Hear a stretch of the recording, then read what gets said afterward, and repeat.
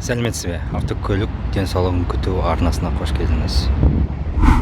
Негеніз бүгін біз Джанкар J7 деген машинаны қарап жатырмыз.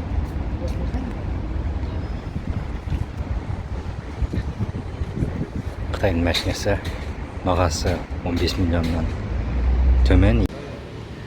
Бағалары 8.840-тан 10.740 мыңға дейін бар.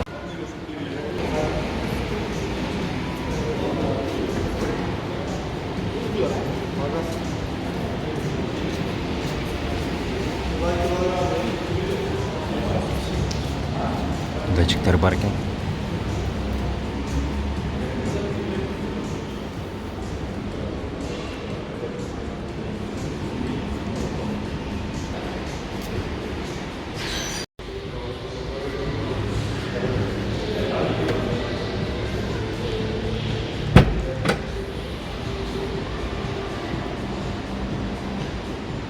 Түнде мынадары бәрі жанып тұрады. LED шамдармен. Жоқ, мынау емес. Мынау ғой деймін. Әне, астында көрініп тұр. Артқы бейне камерасы бар.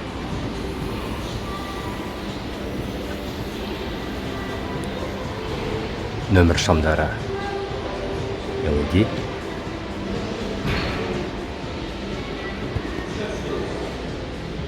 Жүк тасымалдау бөлімшесі үлкен. Ішінде докаткасы 80 шақырым сағатына максималдық жылдамдықпен жүруге арналған. Одан көп асыруға болмайды. Және де кейбір үндерінде жазылмайды. Бірақ 100 шақырым жүруге болады дейді. Бірақ өзім білем. Өзімде де көлікте болған. 500 шақырым жүріп шықтым. Ештеңе болған жоқ. Бәрі сапалы жасалған, мықты. Майыспайды. Мынандай бөлімшесі бірдеңке салып қоюға болады. Мына жағында жоқ. Лифтбек дейді. Бұны лифтбек деген седан секілді, бірақ та осындай жүк тасымалдау бөлімшесі бар. Артқы орындықтары жатады. Жатқызып, ұзын нәрсені тасымалдауға болады.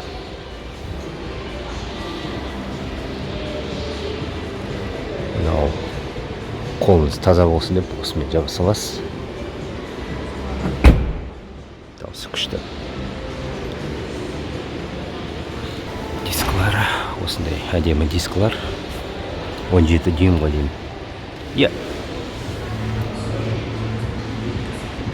215 50 17 дейді. Қытайдың дөңгелегі.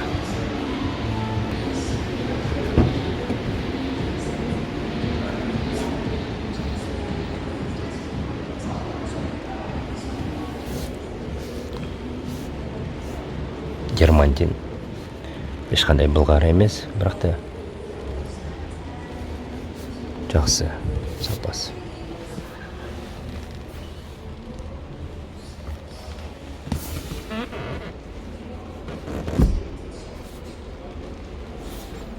Мықты, жақсы.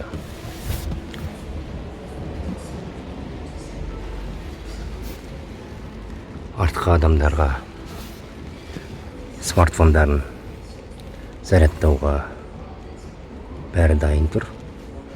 Әмбе 2-4 амперлік, яғни тез зарядталынады телефондарыңыз.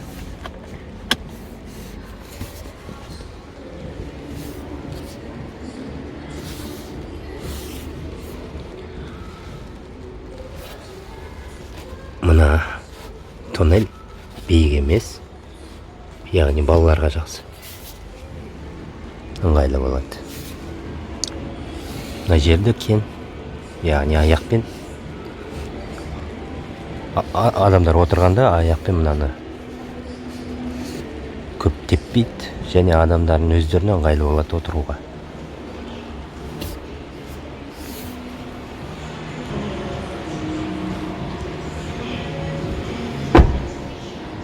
Дауысы күшті.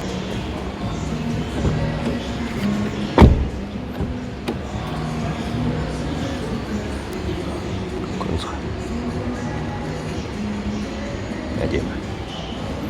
Мында да бар.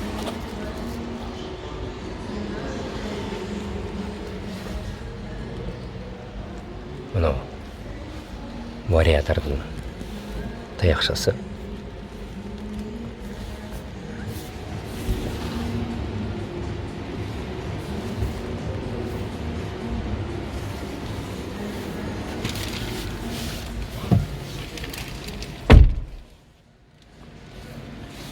Ашып көрейік.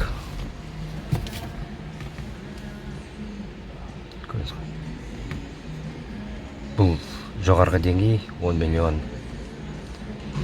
740 мыңға арналған.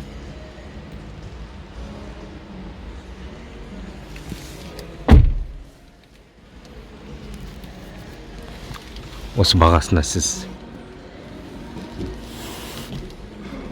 люкқа ие боласыз. Міне, түймешелері, люкті басқару.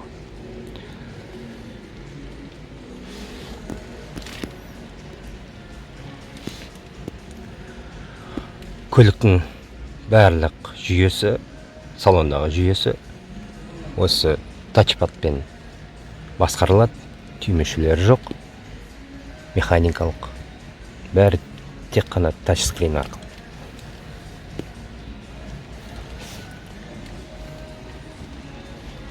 Міне айтқаным. Старт-стоп түймесі. Яғни осымен оталдырасыз, осымен өшіресіз көлігіңізді. Міне.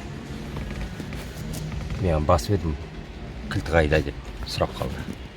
Тағы басайын. Кілт қайда дейді. Кілтіңіз жоқ дейді.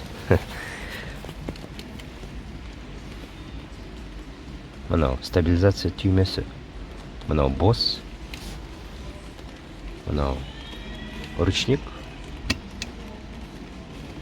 Мынау автохолд жүйесі.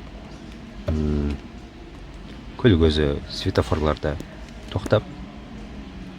тоқтағанда өзі ұстап қалады. Көлікті орнында ұстап тұрады. Сіз көлік тоқтату педалін босата саласыз. Аяғыңыз демалып тұрады. Сосын светофордың жасылы жағында газыңызға басқанда бұл жүйе автомат түрде көлікті тоқтатудан босатып көлік қозғала бастайды өзі. Газды басқанда. Бардачоны.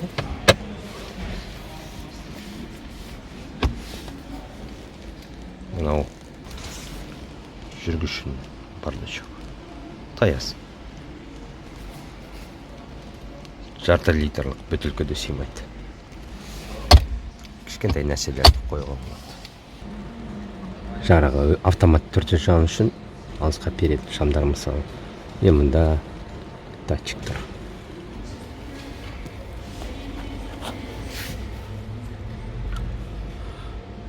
Қарап шығайық бәрін. Бәрі сапалы. Ешқандай жыртығы жоқ. Немесе дұрыс салынбаған нәрселер.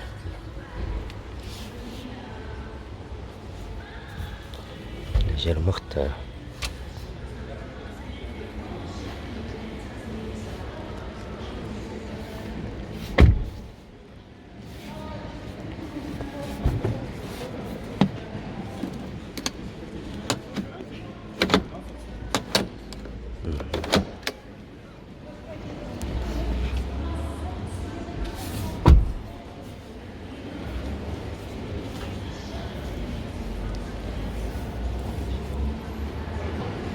Сапалы жиналған. Бұл 1.6 турбо компрессоры артта орналасқан.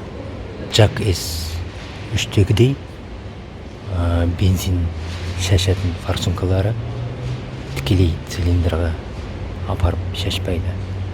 Міне сорғыш коллекторға шашады. Міне мынау рампа дейтін ана бензин келетін құбыры мынау. Мынау міне коллектор, форсункасы міне.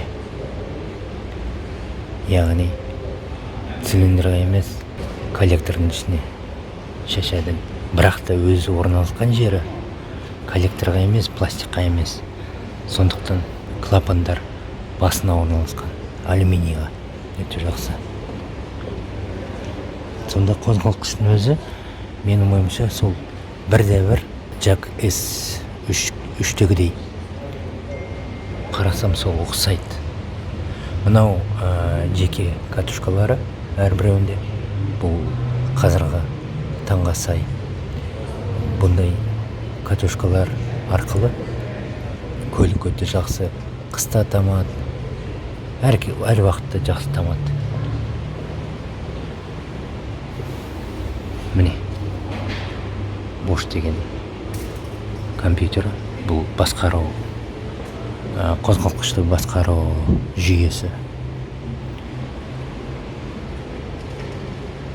55 амперлік аккумулятор.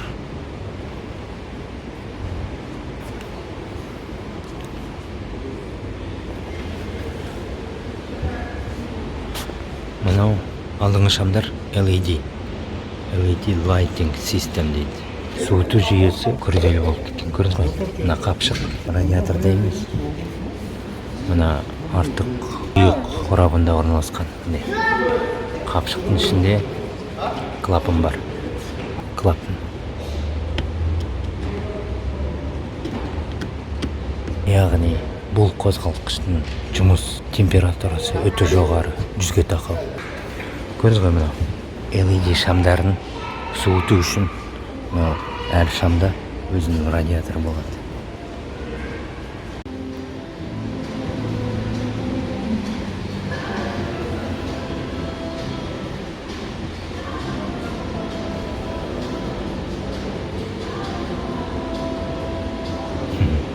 Өте әдемі.